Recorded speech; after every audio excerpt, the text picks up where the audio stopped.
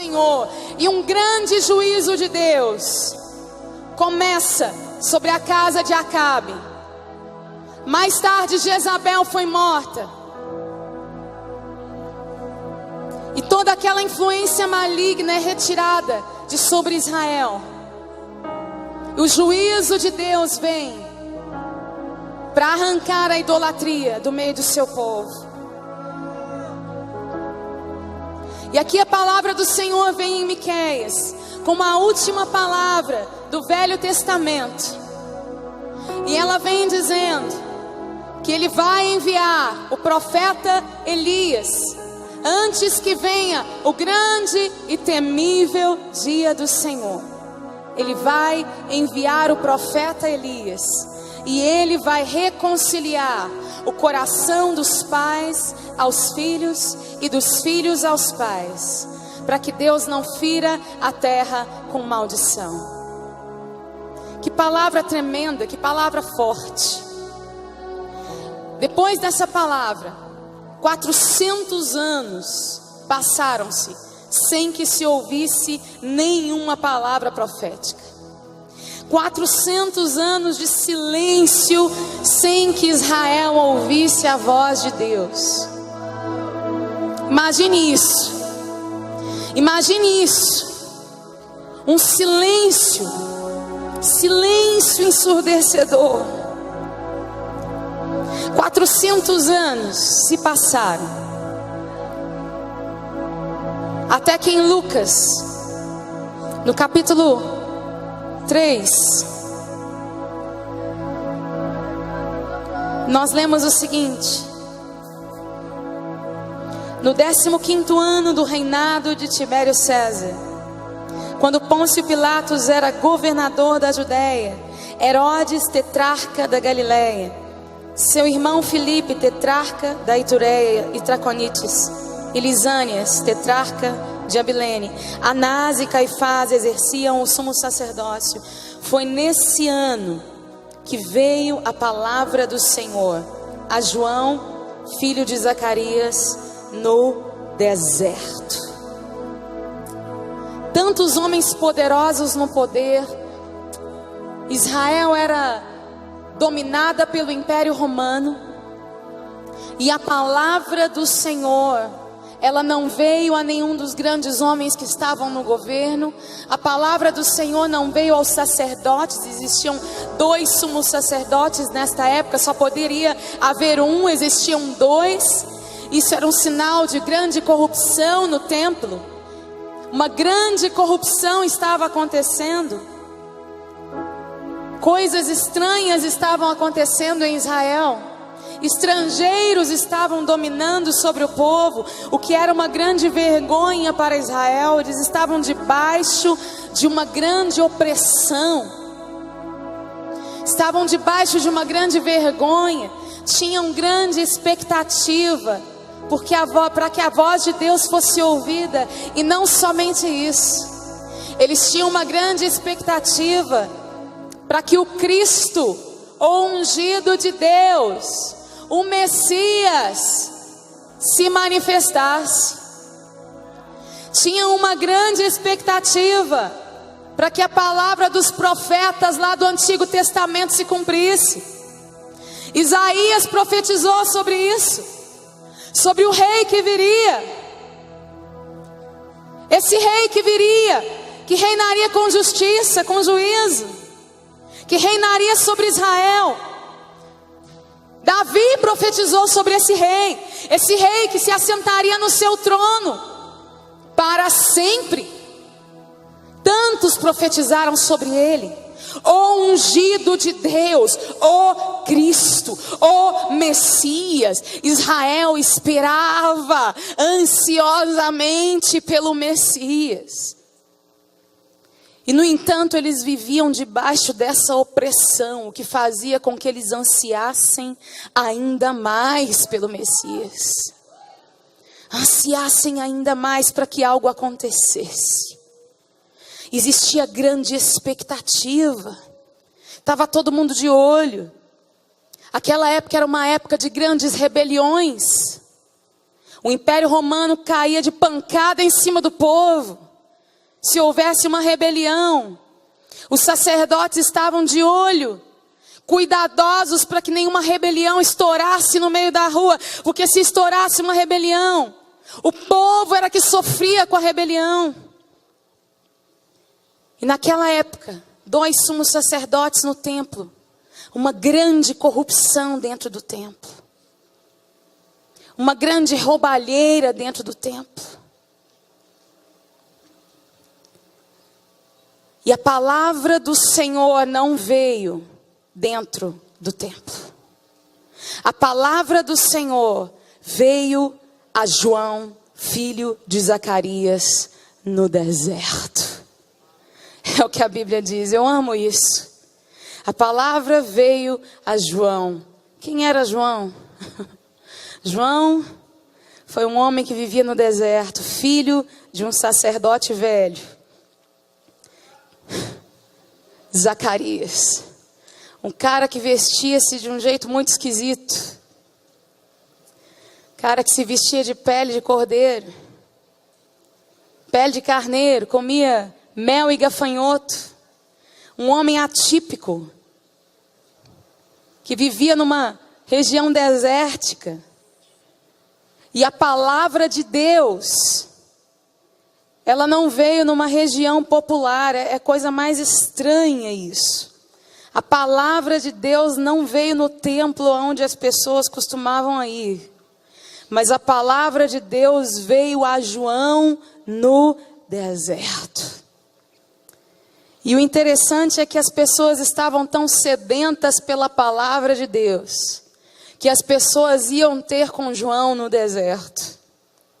As pessoas iam atrás de João, eles perceberam que a palavra de Deus estava ali. Perceberam que a palavra do Senhor estava no deserto. E foram ter com João no deserto. E a Bíblia diz, em Mateus, capítulo 3, verso 11. João diz assim: eu os batizo com água para arrependimento, mas depois de mim vem alguém mais poderoso do que eu, tanto que não sou digno nem de levar as suas sandálias. Ele os batizará com o Espírito Santo e com fogo.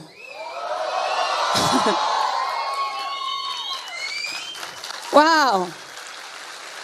João faz uma afirmação tremenda a respeito de Jesus, quando eles perguntam se João não seria porventura o Messias. Ele diz: olha, eu estou aqui apenas batizando vocês com água. Eu estou aqui apenas limpando o caminho, porque atrás de mim está vindo alguém que vai batizar vocês, vai imergir vocês no Espírito Santo e no fogo.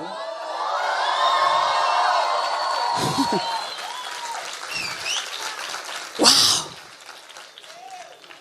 O propósito do ministério de João, ele foi pregar o arrependimento. E é interessante que depois de 400 anos de silêncio profético, a primeira palavra profética que foi liberada não foi: ó Israel, tenha bom ânimo, há esperança para você. Foi isso? Não. Ó Israel, tu és muito amado, eis que trarei a vocês o Messias. Foi isso? Foi? Hein? Sabe qual foi a primeira palavra profética depois de 400 anos de silêncio? Arrependei-vos, porque é chegado o reino dos céus.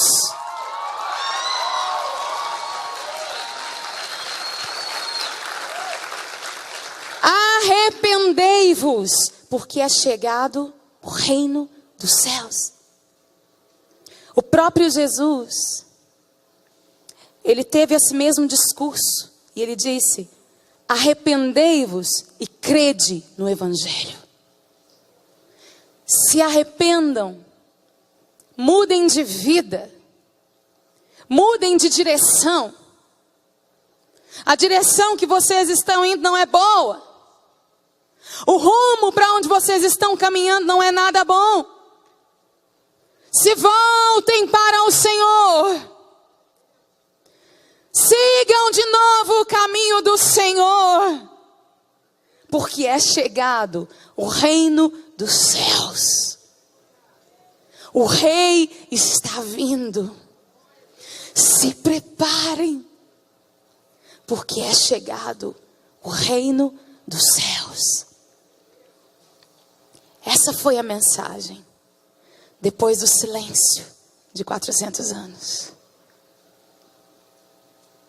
E João, ele vem com essa palavra, ele diz: eu batizo vocês com água para arrependimento. E João, quando é perguntado, quem é você? Ele diz: eu sou a voz do que clama no deserto. A voz do que clama no deserto. João era apenas uma voz.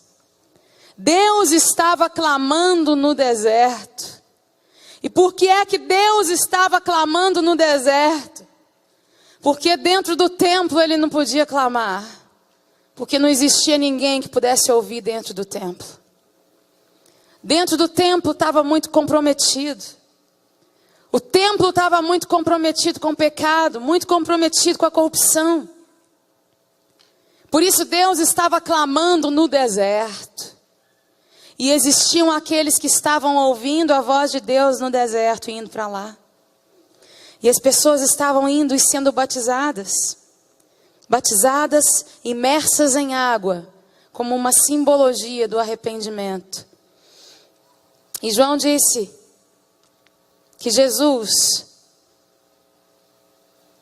ele nos batizaria com o Espírito Santo e com fogo. Quantos se lembram do batismo de Jesus? Interessante que quando o ministério de João, ele teve dois propósitos. Ele teve primeiro esse propósito de pregar arrependimento. E o segundo propósito do ministério de João foi o de manifestar Jesus. Foi o de mostrar o Messias, Jesus.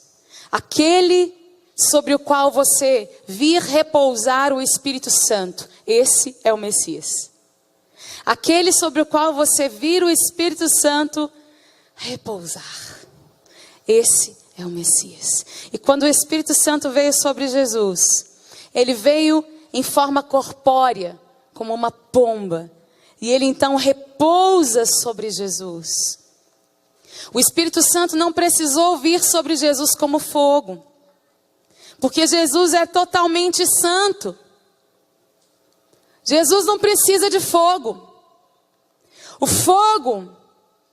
Do fogo quem precisa somos nós. Diga para quem está do seu lado: eu e você precisamos de fogo.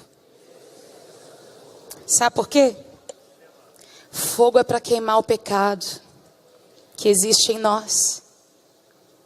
O fogo do Espírito Santo, ele não vem apenas para nos fazer pular e ter sensações da presença de Deus. Tudo isso é muito bom. E eu amo isso. Amo. Eu amo quando o Espírito Santo vem sobre mim. E eu fico no chão. E eu perco as forças. Perco as pernas. De sentir a presença de Deus. Eu amo isso. Mas eu sei que o Espírito Santo, o fogo do Espírito Santo, ele vem sobre nós. Ele vem para queimar o pecado em nós. Jesus, ele veio para realizar um propósito lindo de Deus. E o propósito maravilhoso que Deus tem para a humanidade foi o de habitar em nós, através do seu Espírito. Olha para o templo do Espírito Santo que está do seu lado. Que privilégio nós temos de sermos a habitação do Espírito Santo. Deixa eu achar um texto aqui para você. João.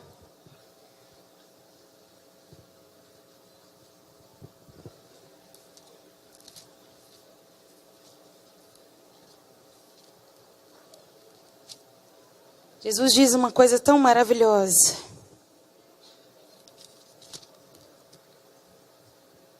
Ele diz assim, em João no capítulo 16, a partir do verso 5. Agora eu vou para aquele que me enviou, e nenhum de vocês me pergunta para onde vais. Porque falei essas coisas, o coração de vocês se encheu de tristeza. Mas eu lhes afirmo que é para o bem de vocês que eu vou. Se eu não for, o conselheiro não virá para vocês. Mas se eu for, eu o enviarei. E quando ele vier, quando o Espírito Santo vier, Jesus disse, ele convencerá o mundo do pecado, da justiça e do juízo. Gente, olha o propósito de Deus. Jesus tinha que vir e voltar. Ele tinha que vir, morrer, ressuscitar e voltar para enviar o Espírito Santo.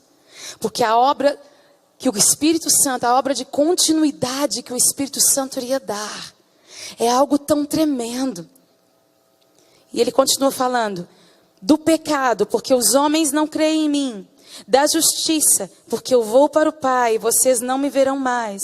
E do juízo, porque o príncipe deste mundo já está condenado. Tenho ainda muito que lhes dizer, mas vocês não podem suportar agora. Mas, quando o Espírito da verdade vier, ele os guiará a toda a verdade. Uau! Mas, quando o Espírito da verdade vier, ele os guiará a toda a verdade. Ele não falará de si mesmo, falará apenas o que ouvir e lhes anunciará o que está por vir. Ele me glorificará, porque receberá do que é meu e o tornará conhecido a vocês. Tudo o que pertence ao Pai é meu. Por isso eu disse que o Espírito receberá do que é meu e o tornará conhecido a vocês. O Espírito Santo de Deus vai glorificar Jesus. Sabe como é que você conhece o que é obra do Espírito Santo? Aquilo que é obra do Espírito Santo sempre vai trazer glória para Jesus. Nunca vai trazer glória para homens. Sempre vai glorificar a Jesus. Sempre vai revelar Jesus. O Espírito Santo, uma das principais características e funções dele é que ele vai revelar a pessoa de Cristo Jesus a nós. O Espírito Santo de Deus quer nos revelar Jesus. Fale isso para quem está do seu lado. O Espírito Santo de Deus quer nos revelar Jesus. Jesus diz que nós só adoramos a quem nós conhecemos. A gente só consegue adorar alguém em quem a gente conhece e confia. É aí que entra o Espírito Santo de Deus. Por que às vezes a nossa rendição a Deus é tão manca? Por que às vezes a gente não consegue adorar ao Senhor com intensidade? E eu não digo apenas dos nossos momentos em que nós estamos na adoração comunitária, mas eu falo de adoração como obediência diária, como escolha diária, as minhas escolhas, como a minha escolha de obedecer a Deus todos os dias. Por que às vezes é tão difícil obedecer? Porque nos falta uma revelação de quem é Jesus. Porque quando o Espírito Santo nos revela Jesus, e a gente vê essa pessoa tão maravilhosa e linda que ele é, obedecer não dói. Não dói nada. Abrir mão não dói nada. Deixa eu contar uma historinha para você. Quando eu era adolescente, o meu sonho de vida era gravar CD. Era cantar. E eu comecei a cantar no colégio. E a música para mim era como uma forma de compensação. Porque eu me odiava, eu olhava para mim no espelho e me odiava dos pés à cabeça. Detestava quem eu era. Detestava meu cabelo, detestava até minha voz, mas como as pessoas achavam minha voz legal, então eu queria cantar. Queria cantar para me compensar. E logo eu comecei a cantar na igreja e fazia parte toda aquela liturgia da igreja. E um dia, uma dona de uma gravadora, uma grande gravadora do Brasil, não sei como, eu era solteira ainda nessa época, ela encontrou meu telefone e me ligou lá para minha casa e deixou recado com a minha mãe.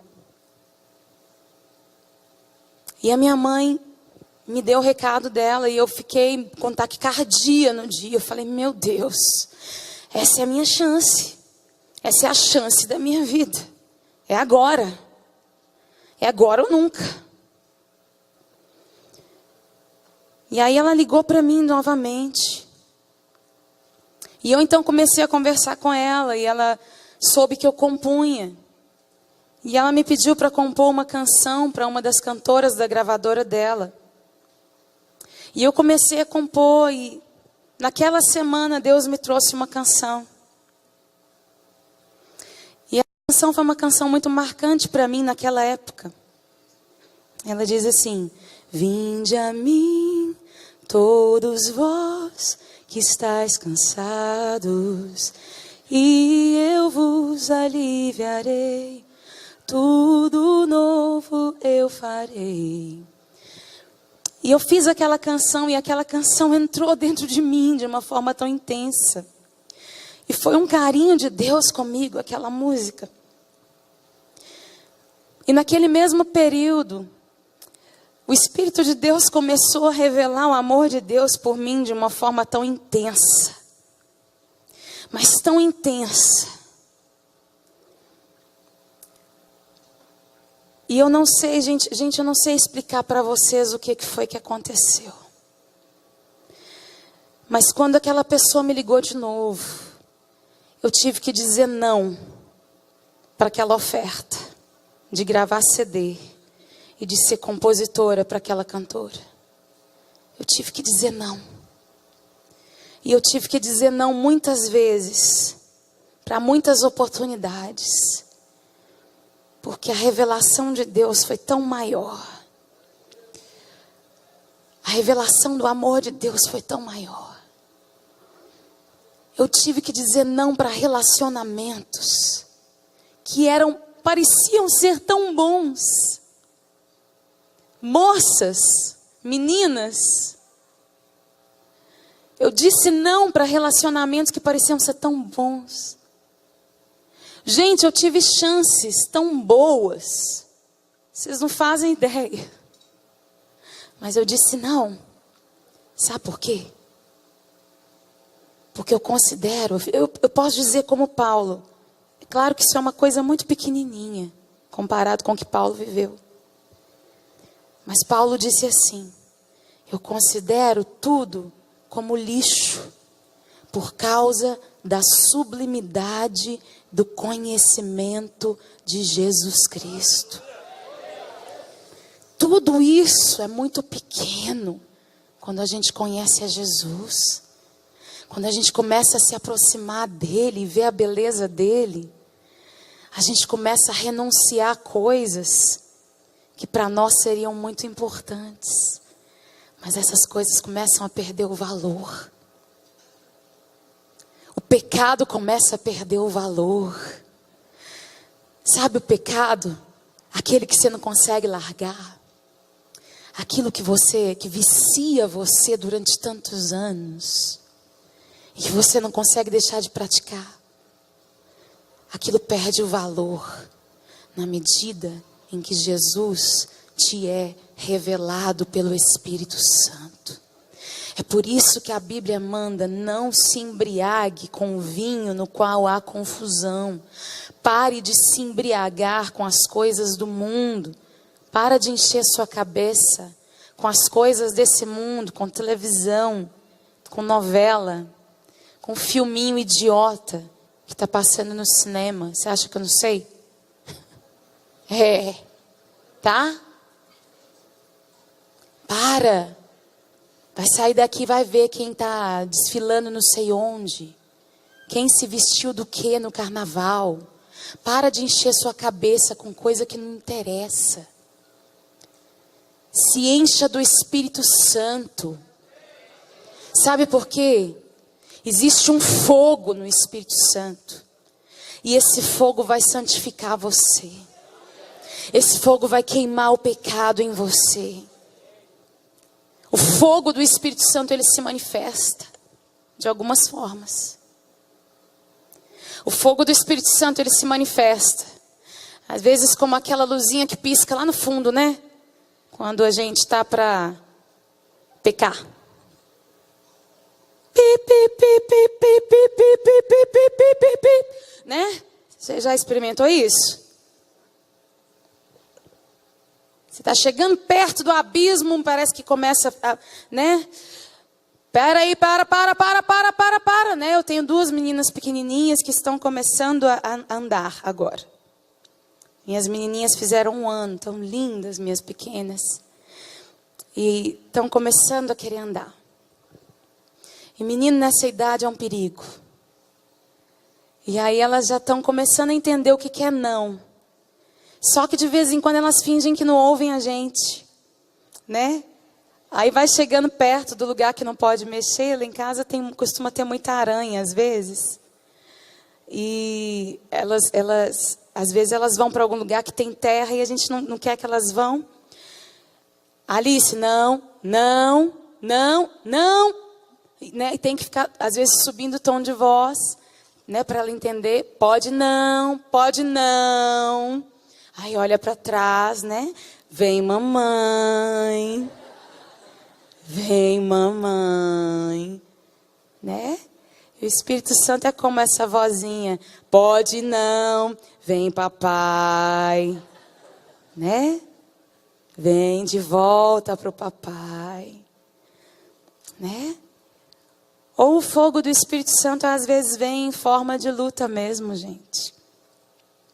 Problemas e tribulações que Deus permite, situações que Deus permite que venham sobre nós, para moldar o nosso caráter, para moldar a gente. Aquele seu líder que pega no seu pé, que não te estabelece do jeito que você queria, que não te coloca para dançar no culto que você queria dançar. Aquele seu chefe que não te dá a chance que você queria ter. A sua mãe que te puxa a orelha, às vezes. Às vezes o seu marido que ainda não conhece a Jesus. E que tem um caráter difícil. Situações que você vive dentro da sua casa.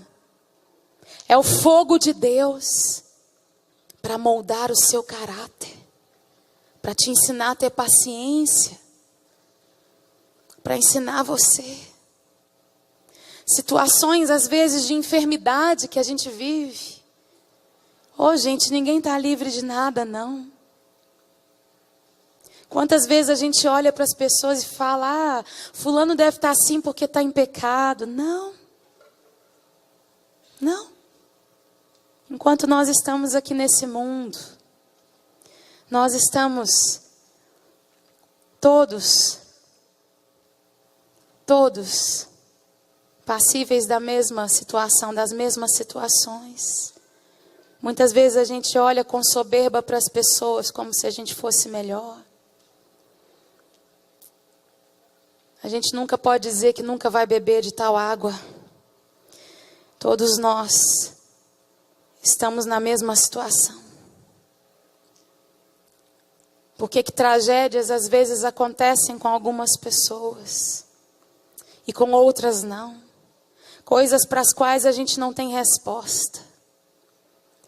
Mas de uma coisa nós sabemos: é necessário que a gente mantenha um coração humilde diante de Deus, sabendo que todas as coisas cooperam juntamente para o bem daqueles que amam a Deus. É fácil falar isso? É. Viver isso na prática é bem difícil.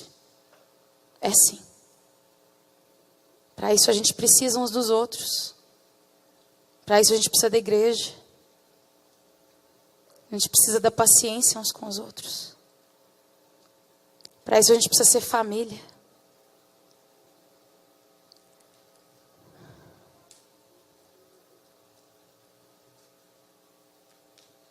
O fogo de Deus, ele vem de formas diversas sobre a igreja.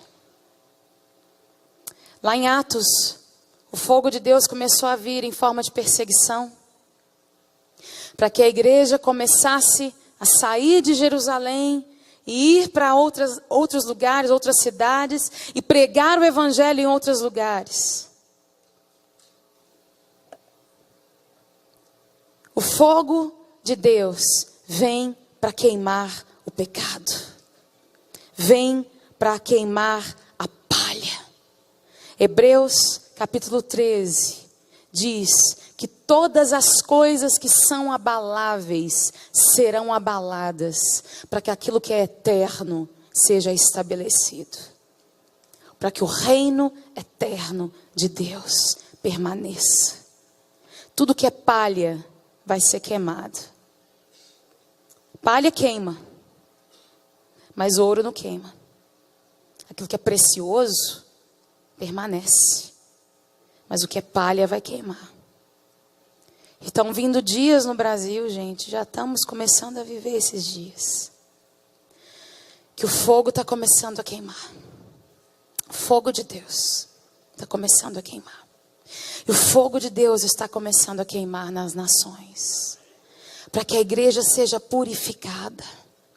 O fogo do Espírito, não apenas para nos fazer pular durante as reuniões. Eu creio que o fogo do Espírito, ele vem para nos trazer esse ânimo espiritual, mas também para arrancar de nós o pecado, a soberba. Essa soberba espiritual que às vezes a gente tem, de achar que a gente é melhor do que os outros, de se achar mais ungido, mais isso, aquilo e aquilo outro. O fogo de Deus vem para nos tornar mais como Jesus.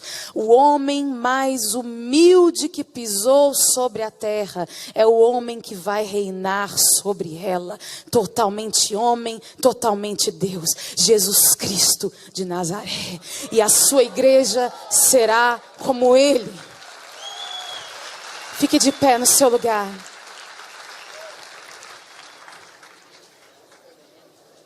Fique de pé no seu lugar. Feche os seus olhos.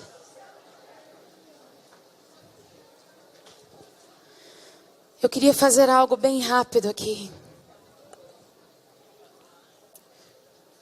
Não foi por acaso que a primeira palavra profética, depois de anos de silêncio de Deus, foi: se arrependa.